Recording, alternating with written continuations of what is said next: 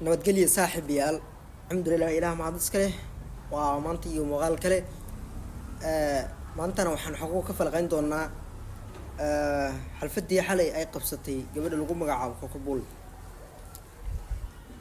Gabadhaas ayaa maalmaha joogtay dalka Soomaaliya dhexdeeda ayadoo ka imaaday dalka Malaysia.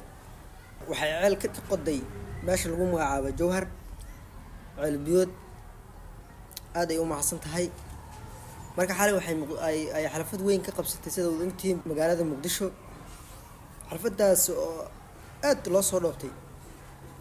xalfada xalay waxa waaye qaybo kamid oo TikTok ay soo dhigayaan fiirsanayay ayaa taa meel martay baqoonays ayada xitaa meel ka gasho dadka ay dhex martay ay bagaran weysaba.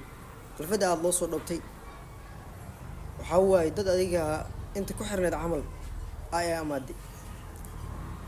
xalfada haddii ay imaadeen intaas ruux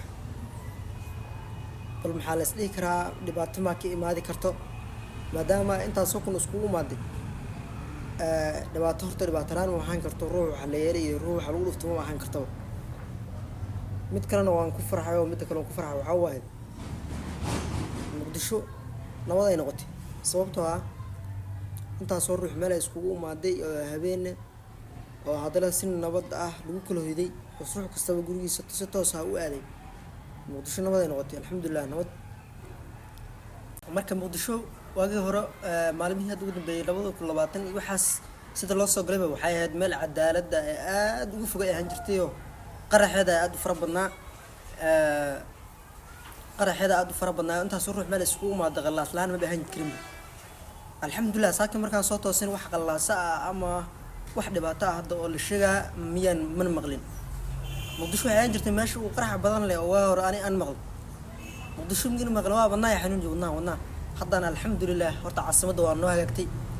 waxay noqotay caasimad wanaagsan ay noqonaysaa waa la hagaajiyay alxamdulilah ilaaha naxariis badan. gabadhaasna inkastoo waxba wax la sheegay xalfadeeda iyadana si wanaagsan ay ku dhameysatay ayadoo markaasi fanaaniin waaweyn oo saddex dumar kamid yahay dad waaweyn oo caan ay ka soo qayb galeen iyo waliba yar iyo waaweyn war adiga muwaadiniinta dhan oo ku nool magaalada Muqdisho dhihi karaa waa ka soo qayb galeen. marka alxamdulilah nabad iska leh. taas waxay muujinaysaa isuumaadkaas faraha badan leh oo wax qalaasa aysan dhicin. waxay muujinaysaa nabadda iyo xasiloonida ka jirta magaalada Muqdisho. markastoo dad wada kulankooda uu bato walaalaas waxisna aysan dhicin si nabad lagu kala hoydo macnaha waxay muujinaysaa inaysan magaalada aysan lahayn wax rabshad ah ama wax qalalaasa oo magaas ka jira aysan lahayn. waa magaalada nabad ay tahay.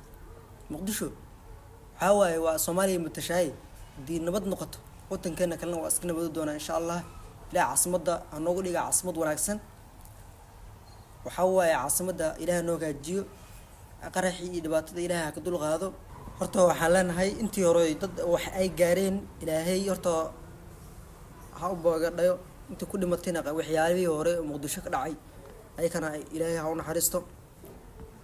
mid labaadna Muqdisho ilaahay noogu dhigo mid barakeysan oo adduun weynaha la qabsato nabad iyo xasilooni leh.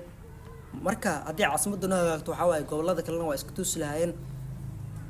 marka muuqaaladeennana aad uga gaabihiin intaan kusoo ekeyn doonaa. waxaan isku dayi doonaa meelo badan oo dalxiisyo ah ama meelo badan oo kamid ah meelaha qarniyada magaalada Beledweyne aadka loo garan ogyahay inaan soo gelino muuqaalada xigo insha Allah bidnaa al-kariim. haddii aad nagu cusub tahay nagu soo biir subscribe channelka. haddaad hore noola joogtina aad ayaad u mahadsan tahay. muuqaalka like saar wixii fikradaada ama halkaas aad nagala wadaagi lahayd oo noo sheegi lahayd meesha idinka dhiman aadna dhihi lahayd halkaas soo nagala wadaag. aad ayaad u mahadsantihiin. sharaf iyo karaamo.